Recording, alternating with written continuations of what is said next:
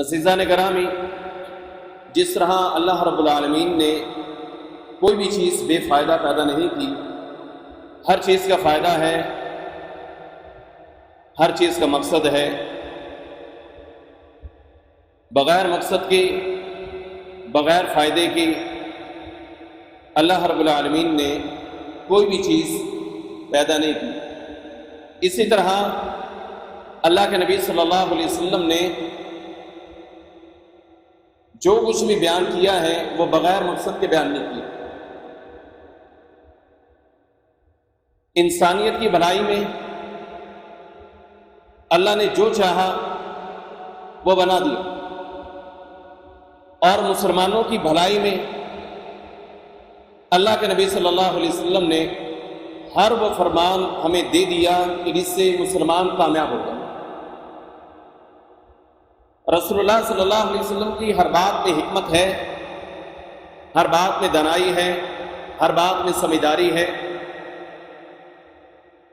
اور جو اعمال، جو فعل کائنات کے امام محمد رسول اللہ صلی اللہ علیہ وسلم کا ہے وہ سب سے اعلیٰ ہے، سب سے نرالا ہے۔ اور اگر ان اعمال پر ہم عمل پیرا ہو جائیں تو یقیناً اس سے ہماری زندگیاں بھی بدل سکتی ہیں، ہم دنیا میں بھی کامیاب ہو سکتے ہیں اور آخرت میں بھی کامیاب انشاءاللہ ہوں گے، اگر ہمارا عمل وہ عمل ہوا جو کائنات کے امام محمد رسول اللہ صلی اللہ علیہ وسلم جیسا۔ آج کا خطبہ تھوڑا سا ڈیفرنٹ ہے۔ اللہ کے نبی علیہ السلام جب بھی وعد و نصیحت کرتے تو اس سے پہلے خطبہ پڑھتے تھے، حتیٰ کہ نکاح پڑھاتے تو اس سے پہلے بھی ایک خطبہ دیا کرتے تھے۔ اور جب میں نے کھڑے ہو کر کلام شروع کی ہے تو سب سے پہلے جو پڑھا ہے اسی کو خطبہ کہتے ہیں، ان الحمد للہ نحمدہ ونستعینہ ونستغفرہ۔ ہمارے بہت سارے احباب، بہت سارے ساتھی اس کے معنی اور اس کے مفہوم، اس کے مطلب کو نہیں سمجھتے کہ اس کا معنی کیا ہے۔ آج میرے دل نے مجھے یہ کہا کہ یہ جو خطبہ ہم دیتے ہیں عربی کے اندر، اور عوام بس یوں ہی بیٹھی رہتی ہے، اور جب بات شروع ہوتی ہے تو پھر تھوڑا سا وہ سر ہلانا شروع کرتے ہیں کہ ہاں اب بات سمجھ میں آ رہی ہے، تو وہ جو 2-3 منٹ پہلے کے لگتے ہیں وہ بھی انہیں سمجھائے۔ تو جو 2-3 منٹ جس میں اللہ کی تعریف ہے، اللہ کے نبی صلی اللہ علیہ وسلم کی اس میں تعریف ہے، اللہ کی حمد ہے، نبی کی نعت ہے، اور کچھ ہمارے اپنے حوالہ سے، وہ ساری باتیں میں انشاءاللہ آپ کے سامنے چیدہ رکھوں گا۔ اگر اس پہ اور بھی خطبہ دینا پڑا تو انشاءاللہ میں دوں گا۔ اللہ کے نبی صلی اللہ علیہ وسلم جب بات شروع کرتے تھے تو فرماتے ان الحمد للہ۔ یہ بہت بڑا جملہ ہے، ہمارے ہاں تو شاید ان الفاظ کی اتنی اہمیت نہیں ہے، لیکن اللہ کے نبی صلی اللہ علیہ وسلم فرماتے ان الحمد للہ، بے شک ساری کی ساری تعریفیں وہ اللہ رب العالمین، قولی ہو، فعلی ہو، بدنی ہو، روحانی ہو، جسمانی ہو، ہر قسم کی تعریف للہ، ایک اللہ کے لیے۔ تعریف کے قابل اگر کوئی ذات ہے تو وہ صرف اللہ کی، اللہ کے علاوہ کوئی حمد کے لائق نہیں۔ الحمد، ہم سورہ فاتحہ شروع کرتے ہیں تو اس میں پڑھتے ہیں الحمد للہ۔ الحمد یہ اسم معرفہ ہے، اور جہاں پر الحمد آئے گا، حمد کے ساتھ الف لام آئے گا، وہ تخصیص ہو جائے گی کہ یہ مالک الملک رب العزت اللہ ذوالجلال کے لیے، خالص اللہ کے لیے۔ تو خطبے کے آغاز میں اللہ کے نبی پڑھتے ان الحمد للہ، بے شک ساری کی ساری تعریفیں، ہر قسم کی تعریف، وہ قولی ہو، وہ فعلی ہو، وہ بدنی ہو، جسمانی ہو، وہ روحانی ہو، کسی بھی صورت میں آپ اگر کوئی شکریہ ادا کرنا چاہتے ہیں تو ان الحمد للہ، وہ ساری تعریف اللہ کی۔ مثلا اس نے آنکھیں بنائی، ان الحمد للہ، اللہ کے لیے تعریف کہ اس نے آنکھیں بنائی اور کوئی اس کے قابل نہیں۔ اس نے ناک بنایا، کوئی اور بنانے کے قابل نہیں۔ اس نے ہاتھ بنائے، کوئی اور بنانے کے قابل نہیں۔ اس نے سر بنایا، کان بنائے، قوت سماعت دی، قوت بصارت دی، قوت بصیرت دی، قوت گویائی دی۔ ان الحمدللہ، یہ ساری چیزیں دینے والا ایک اللہ ہے، اور ساری کی ساری تعریف پھر اسی اللہ کے لیے۔ ان الحمدللہ، سب کچھ اسی کا لایا ہوا ہے۔ کسی انسان کا اس میں کوئی عمل دخل نہیں، کسی انسان کی اس میں کوئی کاریگری نہیں ہے۔ نعم الوکیل، بہترین کارساز وہ اللہ ہے، جس نے آنکھیں دی، جس نے کان دیے، جس نے ناک دی، جس نے زبان دی، جس نے بولنا سکھایا، جس نے چلنا سکھایا، جس نے خوبصورت سر دیا اور اس کے اوپر بڑے بہترین قسم کے بال دیے، کان دیے تو قوت سماعت دی، آنکھیں دی تو قوت بصارت دی، دماغ دیا تو قوت بصیرت دی، زبان دی تو قوت گویائی دی، ناک دیا تو جو ہے سونگھنے کے قابل بنایا، زبان دی تو چکھنے کے قابل بنائی۔ جب یہ ساری چیزیں اسی کی ہیں تو پھر ان الحمدللہ، ساری تعریفیں بھی اسی کی ہیں، کیونکہ سب کچھ اسی کا، نہ تیرا ہے نہ میرا ہے۔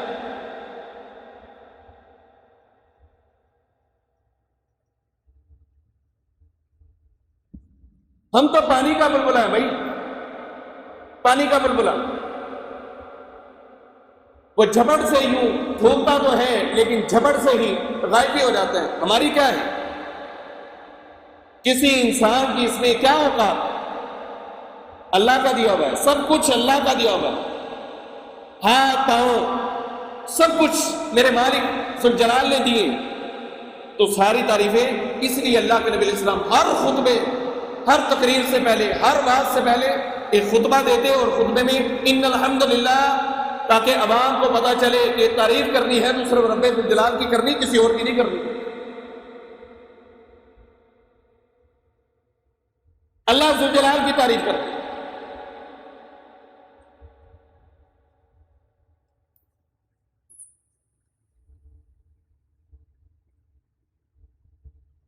ہم چھوٹی چھوٹی بات پہ کریڈٹ لینا ہو تو لوگوں کو تھینکس بولتے ہیں، thanks sir, word of thanks, یہ بولتے ہیں۔ کبھی اللہ کو بھی تھینکس بولا؟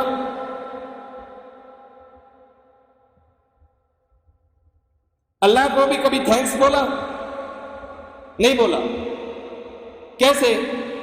جب پریشانی آتی ہے تو تھینکس نہیں بولنے کے لیے آتے، اس وقت پریشانی سامنے لے کر آ جاتے، اللہ مر گئی تو ڈوب گئی۔ اور جب خوشی آتی ہے اللہ کو تھینکس نہیں بولتے، پھر اس وقت کیا کرتے؟ ویکھے نا میرا دماغ، آج میں انہیں لوگوں آلو لا کے نا لکھ روپے کما لیں۔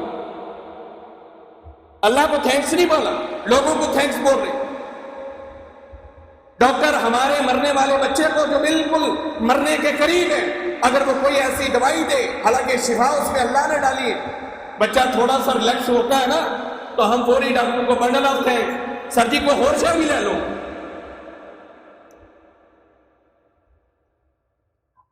ہم ان کو کر رہے ہیں، ڈاکٹروں کو کر رہے ہیں، انجینئر کو کر رہے ہیں۔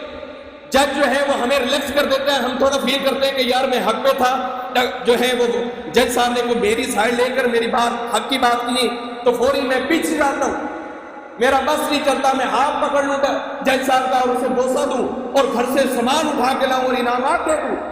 اس کا تھینکس بول رہے، جس خالق نے تجھے بولنا سکھایا، جس مالک نے تجھے روٹی دی، جس مالک نے تجھے گھر دیا، جس نے تجھے کان دیے قوت سماعت دی، جس نے تجھے آنکھیں دی قوت بصارت دی، جس نے تجھے زبان دی قوت گویائی دی، بتا تو نے اس مالک کا تھینکس کیا بولا؟ ان الحمدللہ 4 سال ہو گئے مجھے یہاں خطبہ دیتے ہوئے، ہر خطبے سے پہلے ان الحمدللہ ہی پڑھا۔ میں نے کہا آج اس میں بھی خطبہ ہو، اس خطبے کے اوپر بھی خطبہ ہو کہ اس کا مقصد کیا تھا؟ ان الحمدللہ، ساری تعریفیں اللہ کے لیے۔ آپ بیمار پڑ جائیں، صحت یاب ہو گئے، الحمدللہ۔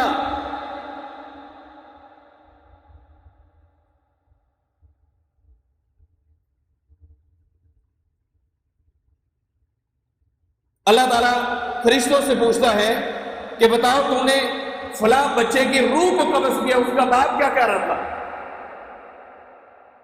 اس کا باپ کیا کہہ رہا تھا؟ یہ تھوڑی سی انہونی بات ہوگی کہ تکلیف آئے تو الحمدللہ کہنا ہے۔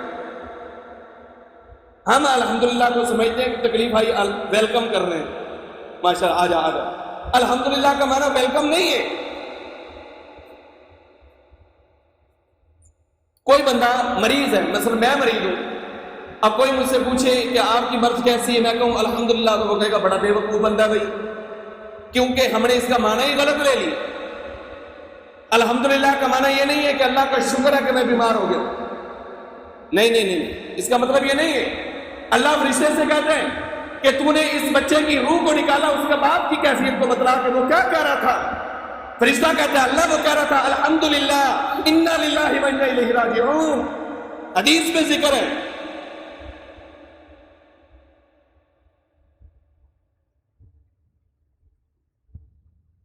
مقام کیا بتایا؟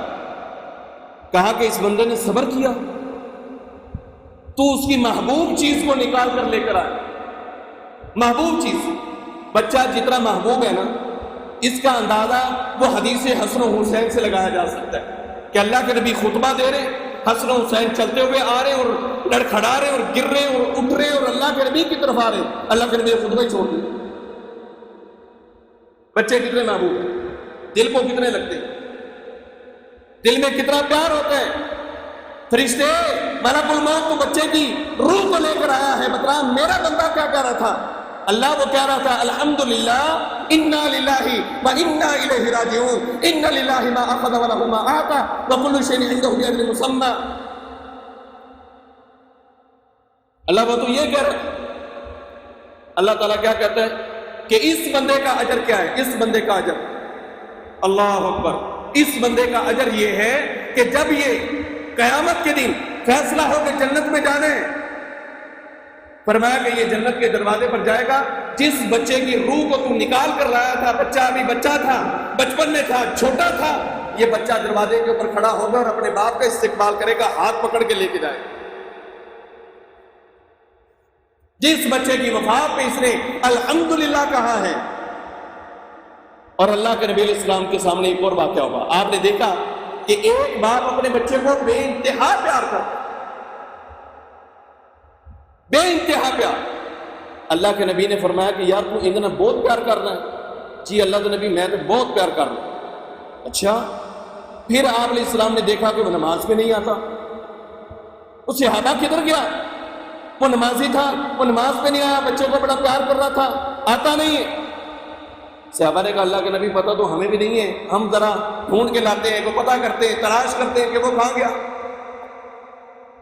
گئے، جب اس کے گھر میں پہنچے تو پتہ چلا کہ وہ گھر کے اندر بیٹھا ہے، ایک کونے میں لگ کے بیٹھا ہے، رو رو کر حال اس کا برا ہے، اس لیے کہ وہ بچہ جس سے وہ پیار کر رہا تھا اس کی روح قبض ہو چکی ہے، وہ دنیا سے جا چکا ہے۔ برداشت نہیں ہو رہا کہ ماحول میں کیسے نکلوں، میرا دل دکھ رہا ہے کہ میرا بیٹا بچپن میں تھا اور وہ چلا گیا۔ اللہ کے نبی کو صحابہ نے آ کے بتایا اللہ کے نبی وہ تو بڑا غمزدہ غمگین ہے، وہ وہاں پر بیٹھا ہوا ہے، روتا جا رہا ہے، اس سے صبر نہیں آ رہا۔ اللہ کے نبی علیہ السلام نے صحابہ کو کہا کہ اسے ذرا بلا کر لاؤ۔ صحابہ کے بلا کر لائیں، اللہ کے نبی علیہ السلام کے پاس آیا۔ آپ علیہ السلام نے فرمایا کیا تو یہ نہیں چاہتا، کیا تجھے یہ بات پسند نہیں ہے کہ اللہ تیرے اس بچے کے عوض میں تجھے بیت الحمد عطا کر دے؟ بیت الحمد، اور تیرا بیٹا تیرا ہاتھ پکڑ کے اس بیت الحمد کے اندر لے جائے۔ اس نے کہا اللہ کے نبی یہ خوشی میرے غم سے زیادہ ہے، مجھے یہ پسند ہے۔ اللہ کے نبی نے فرمایا پھر صبر کر، الحمدللہ کہ اللہ کا شکر ادا کر، اور اللہ اس کے عوض میں تیرے بیت الحمد کے اندر جگہ عطا فرمائے گا۔ اللہ ہمیں بھی نصیب فرمائے۔ بیت الحمد یہ ایک تعریف کا جو ہے وہ گھر ہے۔ اللہ تبارک و تعالی ہم سب مسلمانوں کو وہ نصیب فرمائے، جنت الفردوس میں اعلیٰ مقام جو ہے سب کو دے۔ جس طرح یہاں پر ہم اکٹھے ہیں، اسی طرح جو صحیح جنت فردوس جس کے بارے میں اللہ کے نبی نے کہا باقاعدہ جب بھی اذا سألتموه الجنہ، جب بھی تم جنت کا سوال کرو تو فاسألوه جنت الفردوس، فرمایا کہ سوال کرنا تو پھر جنت الفردوس کا کرنا ہے۔ اللہ جس طرح یہاں اکٹھے ہیں جنت الفردوس میں بھی ہم سب کو اکٹھا فرما۔ اب بات یہ چل رہی ہے کہ الحمدللہ کہنے سے کوئی بیماری کو ویلکم نہیں کر رہے کہ ویلکم ہے جی بیماری آ گئی، نہیں، تکلیف آ گئی، الحمدللہ، تعریف ہے اللہ کی۔ اللہ نے اگر یہ تکلیف دی ہے تو وہ لے بھی جائے گا۔ اور یاد رکھیں جو آپ کو بخار چڑھتا ہے نا، اس کے بدلے آپ کو نیکی ملتی ہے۔ پتہ اس بات کو کہ نہیں پتا؟ آپ گالاں کڈن شروع کر دینے ہیں، بڑی گندی بیماری یار، چمڑ گئی، سمجھ نہیں آتی پئی یہ کی ہو گیا، کہتے ہیں کہ نہیں کہتے؟ کوئی بھی آ جائے وہ پاتا نو کی ہو گیا، کل تو ہٹا کٹا سے، آج جناب تیری تو منجی نال منجی ہوئے پہ، ہم آگے سے گالیاں دینا شروع کر دیتے ہیں بھی انج ہو گیا تھی، انج ہو گیا۔ اللہ کے نبی علیہ السلام فرماتے ہیں جو تجھے امہ بخار چڑھتا ہے نا، اللہ اس کے عوض میں بھی تیرے گناہوں کو معاف کر دے۔ لا تسبوا الامہ فانها مکفرات للذنوب والخطایا۔ اللہ کے نبی فرماتے ہیں بخار کو گالی نہ دے، اس لیے کہ بخار آتا ہی تیرے گناہوں کو مٹانے کے لیے، بیماری تکلیف آتی ہی تیرے گناہوں کو مٹانے کے لیے۔ اللہ کہاں تک؟ نبی علیہ السلام نے فرمایا ایک شوکا، ایک تنکا جو ہے، ایک تنکا، ایک کانٹا اگر وہ بھی تیرے پاؤں میں چبھ جاتا ہے نا، اللہ اس کے بدلے میں بھی تجھے نیکی عطا فرماتا ہے۔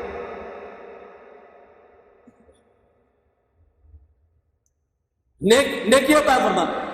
آج کل ڈینگی بڑا عام ہے نا جی، ہم ڈینگی کو خوب گالیاں نکالتے ہیں، رج رج کے گالاں کاٹ لیں۔ کیا خیال ہے؟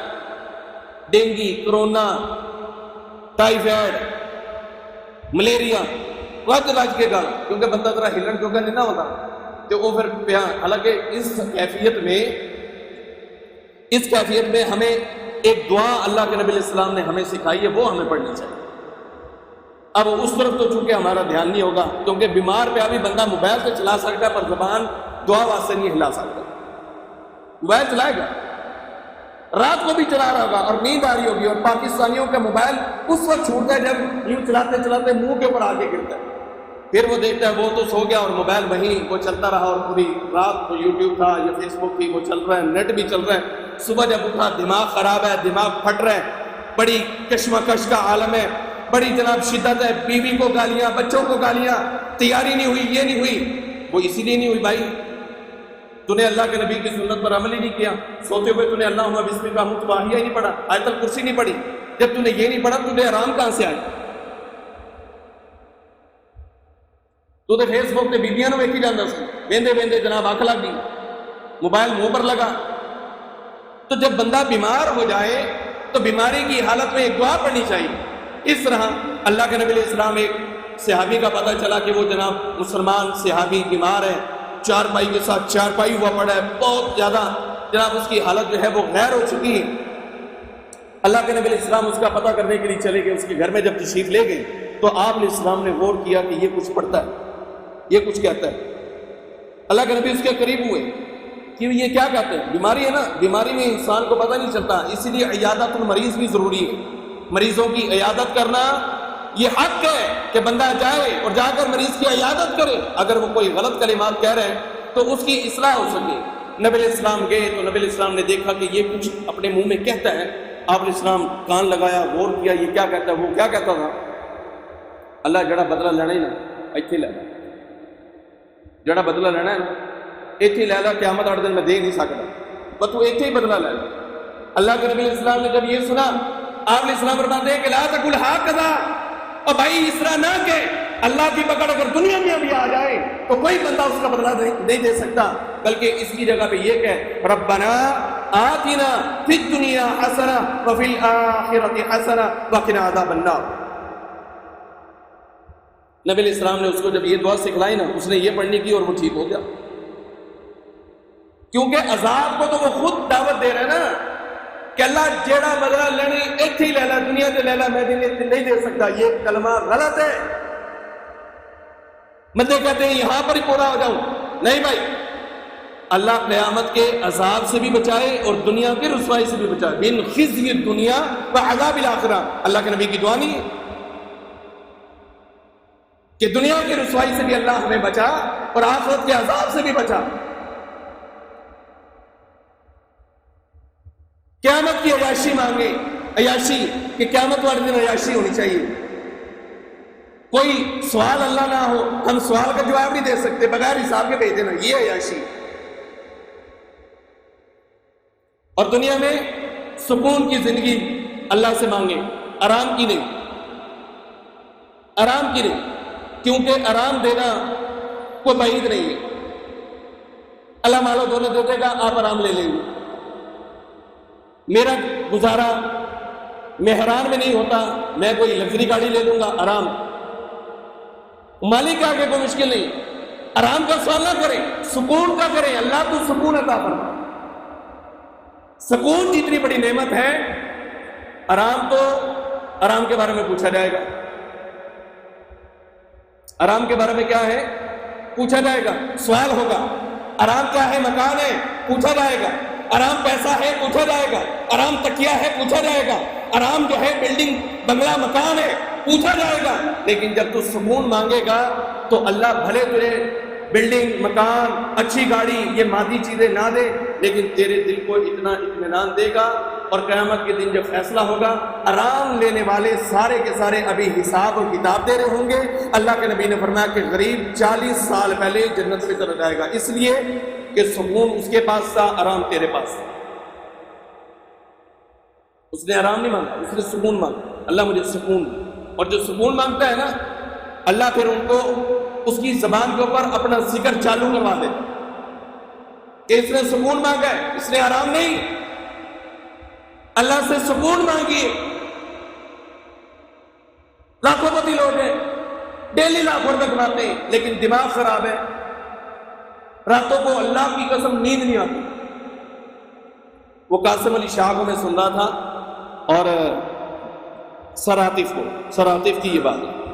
سر عاطف جو ہیں بڑے زبردست قسم کے موٹیویشنل اسپیکر ہیں، کبھی ان کو سنا بھی کریں، پتہ چلے کہ ہم کہاں پر ہیں۔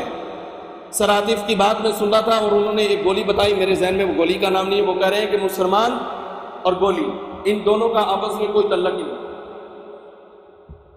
اور پاکستان میں سب سے زیادہ یہ گولی، یہ ٹیبلٹ جو ہے وہ سیل ہو رہی ہے۔ مسلمان کا کیا کام ہے اس گولی کے ساتھ؟ وہ گولی کس لیے لے رہے ہیں؟ تاکہ دماغ کو تھوڑا سا کوئی سکون ملے اور سو جائے۔ وہ گولی کھا رہے ہیں، اور ہم کہتے ہیں کہ گولی کھانے کی ضرورت نہیں، وضو کر، پہلو کو چارپائی کے اوپر رکھ، بیڈ کے اوپر رکھ، دائیں کروٹ لیٹ، اللہم بسمک اموت و احیا یہ پڑھ، آیت الکرسی پڑھ، 33 مرتبہ سبحان اللہ، 33 مرتبہ الحمدللہ، 34 مرتبہ اللہ اکبر پڑھ۔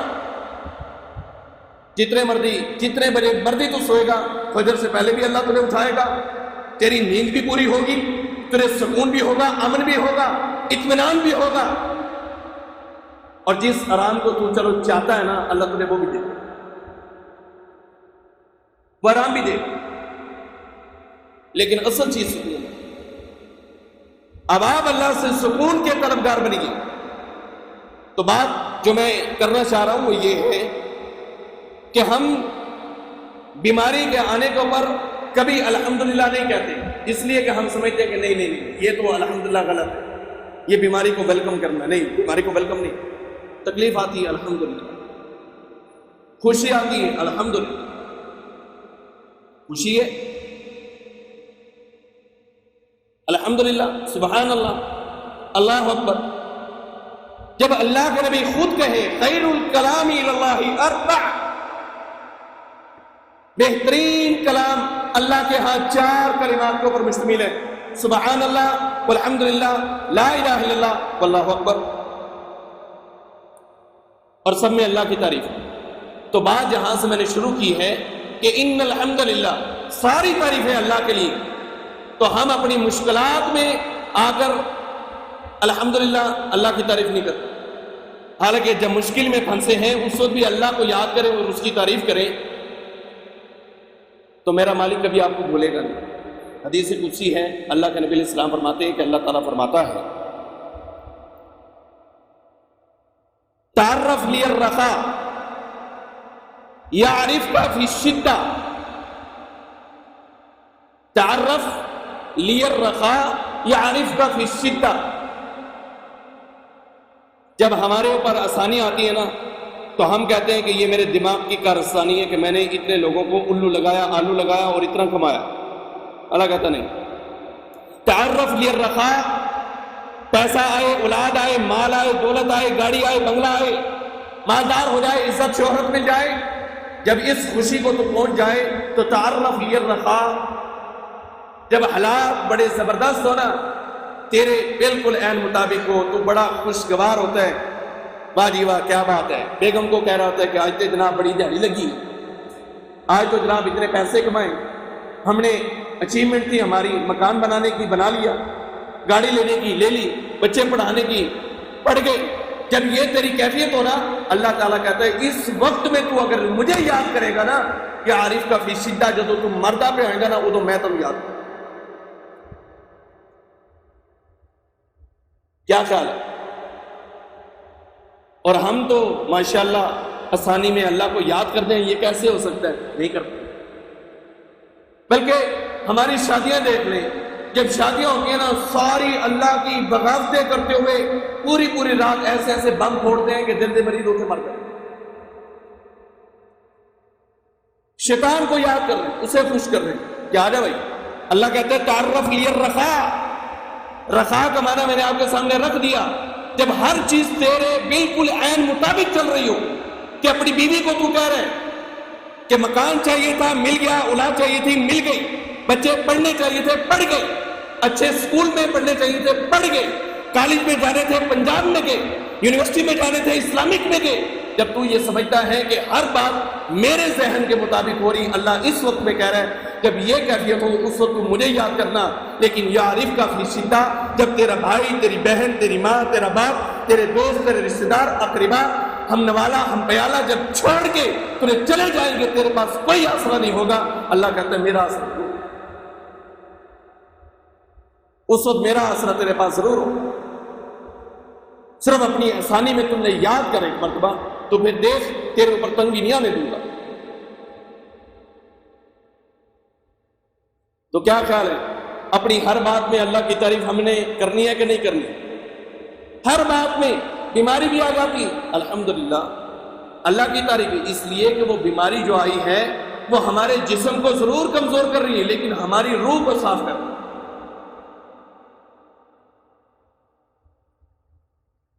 روح کو صاف کر دی.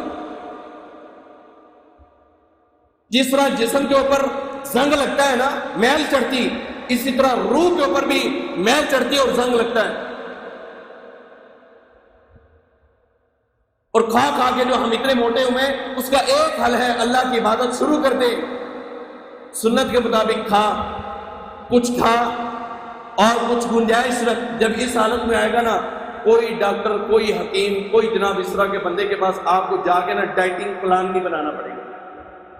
ہم جاتے ہیں ڈاکٹر کو صرف 5,000 روپے اسلام آباد میں جاتے ہیں فیس دیتے ہیں، 5,000 10,000.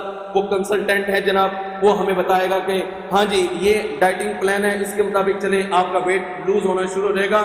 تو کھا اس طرح جس طرح اللہ کے نبی نے کہا اور عبادت کر. تجھے کسی سے کوئی مشورہ کرنے کی ضرورت ہی نہیں، تیرا ویٹ خود بخود لوز ہو جائے گا.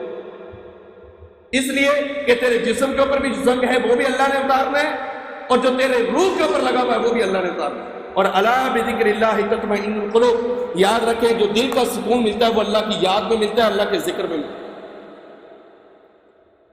اللہ کے ذکر میں.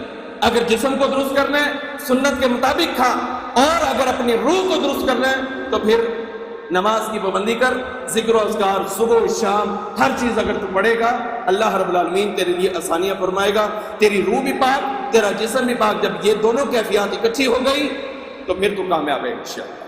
اللہ سے دعا ہے اللہ سے جلال عمل کرنے کی توفیق عطا فرمائے. مجھے لگتا تھا کہ میں سارا خطبہ آج ہی بیان کر دوں گا لیکن ہوا نہیں. کل ہم اگلے خطبے سے شروع کریں گے. نحمدہ ونستعینہ ونستغفرہ، یہ معنی کیا ہے، اللہ تعالیٰ نے ہمیں کیوں جو ہے وہ کہا ہے، اللہ کے نبی نے ہمیں کیوں سکھایا، ہم وہ پڑھیں گے. اللہ سے دعا ہے اللہ